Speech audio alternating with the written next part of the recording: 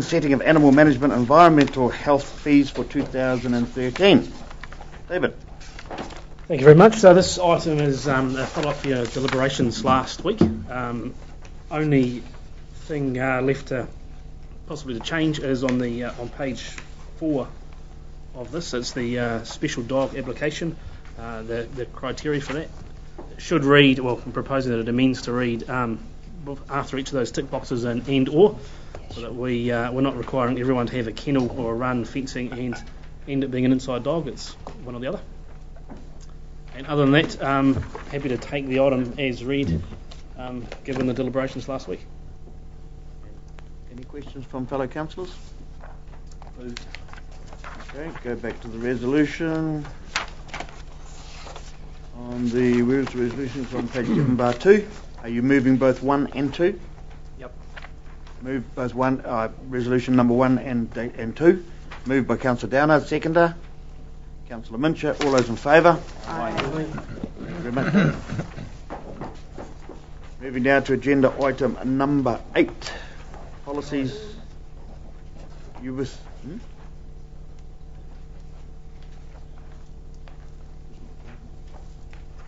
it was a placeholder. Okay, so we just move on to agenda item number 9. Yes. Okay. Agenda item number 9 is the Taupo District Performance Report. Mr. Menhennet or Jeanette's not here, is she? Who wants to present? Excuse me, Your Worship. So I'm just trying to work out what the point of item number 8 was. Number 8 was put in by the CEO thinking that she had something to go in there. She booked a space, in other words, but there's nothing to go in there. Oh, okay. So just move on to number 9. It's not required. Covering our bases. And Ms McLeod wasn't sure at the time if it was going to be required or not. Okay. It's not required. Sorry, I should have spoke louder. Right, so take us. Our agendas are usually prepared about 3 weeks in advance, so sometimes that happens. No, that's fine. So yeah, going back to agenda item number 9. Sorry. So Mr. Menhennet, are you presenting or? Yes. Okay. Councillor, if you want to ask questions, shall we do it? Are you happy to do it page by page? So we'll start on page 9 bar 2.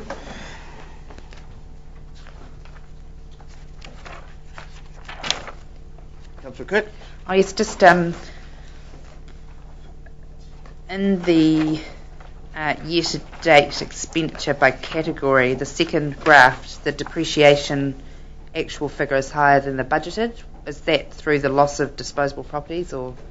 No, it's in the main from the revaluation of assets as at the end of last year. Right. When we did the plan, we estimated what the value of the assets would be, and when the revaluations came through, they were higher than what we predicted, therefore the depreciation's higher. Thank you. Okay, nothing more on that. Page 9 bar 3.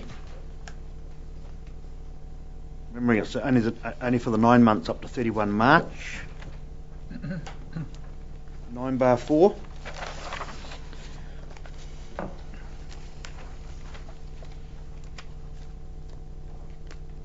Bar 5.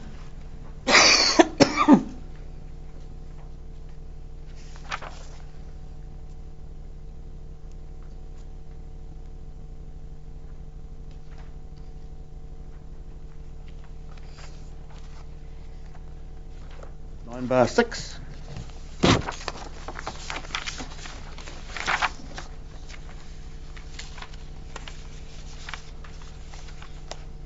Nothing. 9 bar 7. Councillor Hickling. Yeah, I'm just a little bit confused with the livable places, the wayfinding, because I thought that we'd spent quite a lot of money on the clips this year. On the clips, yep. Where would that be registered, or because at the moment we've only got 100. If you refer to page 9 bar 10, which is the carried forward budget unspent from last year, okay, you will see wayfinding there of yep. 522. Yep. So that's what's been spent. There was the previous was carried forward from the previous year's budget. And what did we budget on? 720. But I thought Pardon? 711 we budgeted at the time. Yeah, so where's, Under. because the 2010-11 carryover budget is only 522. I thought there was 700 and something in there. We originally put what, 700 and... 711 we did in that Christmas. 721, 7 something, yeah. Definitely started with a 7. I'll just find this one. Hang on, Councillor Williams. That's right. Councillor Hickland's asked a question. You've got part of the budget in the page 9/10, Yeah. which is mixed between wayfinding and laneways, which came to 619, and you've got 100 sitting in page 9/7, Okay. which gives you 719, and that 250 Turangi-Mangakino was a separate budget Yeah, that we yeah. decided. Yep. That makes sense now. So that's 719 Okay. it adds to. Okay. That makes sense. Councillor Williams? We've gone through huge pain and huge measures to really cut costs, and I'm still not satisfied about this wayfinding budget and how it's been allocated. I'd just like to see that there was in fact a project plan for that when it was brought to council. I haven't seen the detail of that. So what I'd like to see is, rather than here's a basket of money that we're going to spend on this wayfinding, the actual project plan broken down as to how that money, at the time that it was brought to council for approval, how that money was going to be spent, because I still haven't seen that. So I just request that through the CEO that we actually get some information on that. Going back to when those deliberations on that, we were deliberating on the CRISP, there was that $719,000 budget. Have we still got it? Would there be records somewhere what the breakdown, where that was going to be spent? Because I remember, I'm only going off my memory here, but it was for the clips, it was for laneways, and it was supposed to be for entrance signs on the ETA. Is that correct? Correct. And we budgeted 720, and this is telling me that you've spent everything other than 100. No, not quite. I mean, the laneways were on top of that, actually. But yes, I can provide those details too. Okay, can you provide those? Is that what you're wanting? Yeah, thank you. I'm not asking for what has been spent now. What I want to see is that, when as we're assuming as councillors that when these projects come to us, that there's actually quite a bit of detail estimates and done behind these That's proposals. what I'm asking for to be supplied to you, because 2 or 3 of us here have got the history of this, but obviously this Triennium has not got that history. But it'll make sure we get it to got to you. Well, the question I've been asked, Your Worship, from the public is, we've got 13 clips at 522,000, and I just want to know, was that the intention when we originally agreed? Because at this stage I can't answer that question.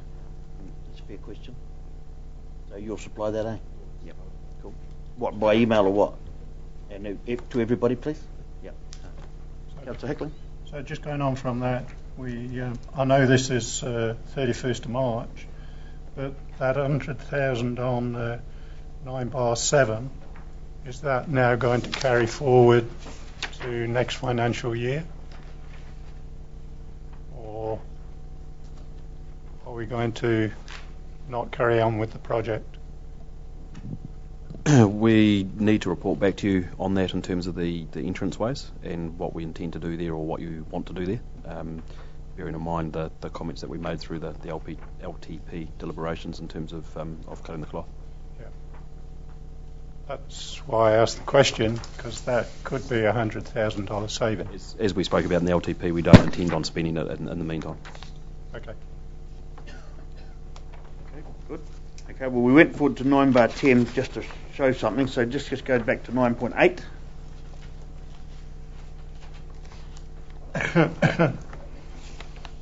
So I've just got one if nobody else has. So that second coat seal to commence in April, that was done, wasn't it? ETA. Yes. Yep, that's been done. So just with that in mind, Are we any closer to this changeover with this ETA? And you know, I'm talking about state highways and local highways. We are working with Treasury as far as the legal position for handover at Control Gate Bridge. We've had recent meetings with Fulton Hogan and NZTA as far as issues in respect of the ETA. One of the issues that we do have that will take a while to resolve but will not slow down the handover process is that the paint is starting to peel on the new bridge over the river, and so there's some major liability issues still to be followed through on that. Councillor Downard? Just more so, I know Dennis isn't here, Mr Mahennett, but our own road transit road at the moment, but the road that we take over, how far are we ahead with making sure that that's all up to speed and in top order before it's changed over this way? Because this is the one that we have to look after at the end of the day. Because of the delays in the handover being caused by the ownership issues, we've got an agreement that the road will be at a certain standard when it's handed over, and if that isn't on the day that the handover occurs, then NZTA will continue to pay to upgrade it to that particular standard. And the problem is it's a moving beast as far as the handover date, so you can't sort of bring it all up to speed now and then it might be 9 months away. So, Yeah, it's just interesting though that we did tell the people when we were building the ETA and when we opened it, which was the day before the elections last year, which must have been about the 9th of October or something, that 1 year after that all the transfer of properties and roadsides and local roads and state highways happened. Well, we're probably 6 months behind target now. Do you envisage a time, or am I trying to drag you into something you can't commit to? I can't commit to it. The issue that we have been addressing is that when the government broke out the SOEs, it didn't actually give legal title to some of the assets in respect to those SOEs. You've now got MRP looking at potentially listing on the share market. There's ownership issues in respect to Control Gate Bridge. We want central government to sort out those issues. If they left it to local government to sort it out with MRP, we'd never get there. So we want the I's dotted and the T's crossed at that level, and then we will take over ownership. Is it fair to say, and we are on record, is it fair to say that we're not holding anything up, we as Taupo District We are Council, not. except our expectations of freehold titles, etc.? Yes, correct. Councillor Henderson? I just have a question. Firstly, 9.12. Firstly, 9.12. There's a note there, note 2, income is below budget due to NZTA subsidy, property sales, etc. If you just come back to 9.4, I see property sales, although budgeted at 125,000, and I see we're on budget for the 9 months, I see that our full year budget is 1.5 million. I was just curious, how do we get from 126,000 sales to 1.5 million in the last 3 months? That was to do with the phasing of the sale or settlement of Lot 5, and that occurs midway through June.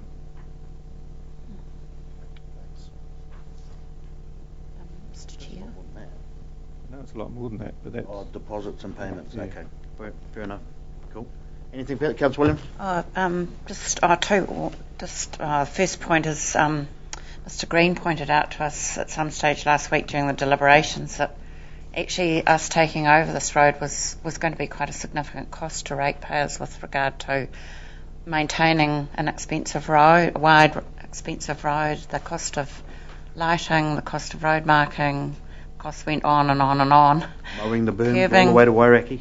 Yeah, the mowing of the berms, which we were told some time ago would be 200k. So I just would like, perhaps for the next council meeting to get the actual costs projected around that, because I think it's going to be quite, from what Mr Green told us, it's going to be quite a significant cost. So that's another cost that wasn't budgeted for the ETA, which I guess ratepayers should be aware of, that it was to be cost neutral, and because of the changing playing field and the recession and the lack of growth, it's another cost imposed. And the second question was just to, or point was just to Mr. Manhennan, what exactly are the issues around the Control Gate Bridge with regards to holding up of the transition?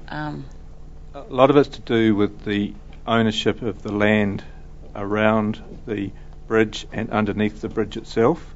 The latest legal position was that the ownership had been identified as being, in the majority of cases, the Crown or Tū Whare, but there was a strip of land underneath the bridge itself which appeared to still be under the ownership of the council. As part of this process, the Crown has not addressed all the issues of Tū Whare either, and we need to have all the ducks in a line. A little bit of further history on it. It's a little bit more extrapolated than that. They changed where the river actually flowed. You see where the river used to flow. So there's land ownership issues there. And the last triennium, Mighty River Power came to the council here and tried to get us to sign, because it appears that the land under the bridge is actually in our name, or the old borough council's name for that matter. And we refused, and we said no, I'm not going to sign away assets until everything's sorted. So I guess in the engine rooms of the lawyers' offices, they're still trying to sort. And it's a bit of a mess. I guess the longer the delay, though, it delays us having to Well, the first pay part of those your question costs. is quite right, Councillor Williams. I mean, we've thought about it myself. All that beautiful big road berms all the way from the Control Gate Bridge to the golf course, or right out there to Waireki, they've got to be mowed all the time and maintained, and we're getting a big, it must be, how many kilometres would it be from there to there? It must be 15k a road at least, wouldn't it? From the roundabout at the airport to the Waireki, that'd be 15k's, wouldn't it? So that's a big chunk of road in it we take as an asset.